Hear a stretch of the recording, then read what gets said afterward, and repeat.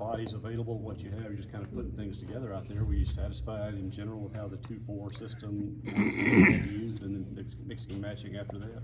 I don't know if you're ever satisfied and come away, you lose a game like that. I mean, but obviously one thing I'll give our guys credit is I thought they went in there and they battled. But no, I mean, are we satisfied? No, we're not satisfied by any stretch of the imagination. I mean, the results aren't what we want no matter who we put on the field. I asked Coach Arnett about this afternoon.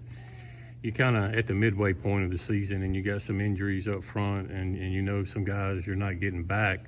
How difficult is that decision? I noticed Caleb and Gabe dressed out Saturday. How difficult is that decision to, do we redshirt them, do we not? I mean, kind of get to that point, how tough is that call? Yeah, I think there's always those ongoing conversations. I think right now we're trying to find value in anybody we can that we feel like can physically do it, number one, and then mentally has the mental toughness to go in there and battle. I mean, to me, Dontae Russell's a great example of that. He goes out there and he does things that you look at him at 215, 220 pounds, you know, and we asked him to do some things, and he held up pretty well, you know. And so it's just finding guys like that, what value can they bring, and then put them in the best possible situation. What have you thought of the way Donteri's kind of approached the time he's been at State and finally kind of took advantage of that opportunity he had on Saturday?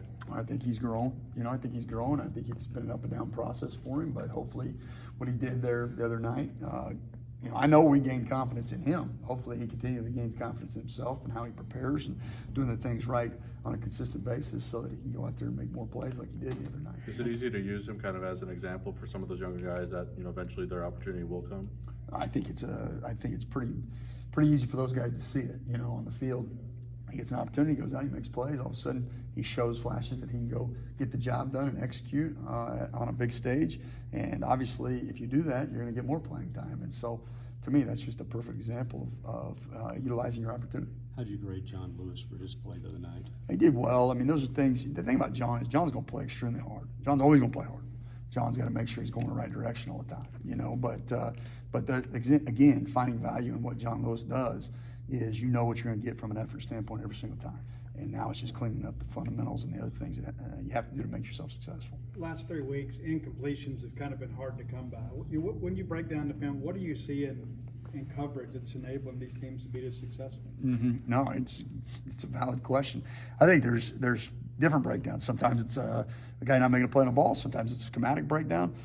Sometimes it's pass rush not getting there. I mean, it's all three levels to me, as well as coaching, obviously, too. So we've got to look at, all right, how are we getting attacked? How can we adjust the coverages we play to better suit what people are doing to us?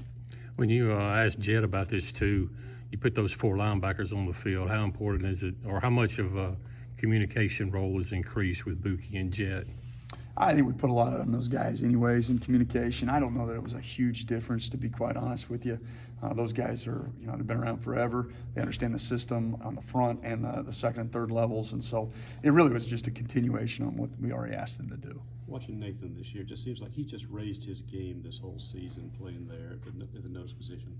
Yeah, I would agree with that, and he needs to continue for us to be successful because of the previous question, you know. But no, he's definitely played tougher. He's played more physical inside, and we need to continue to have that from him.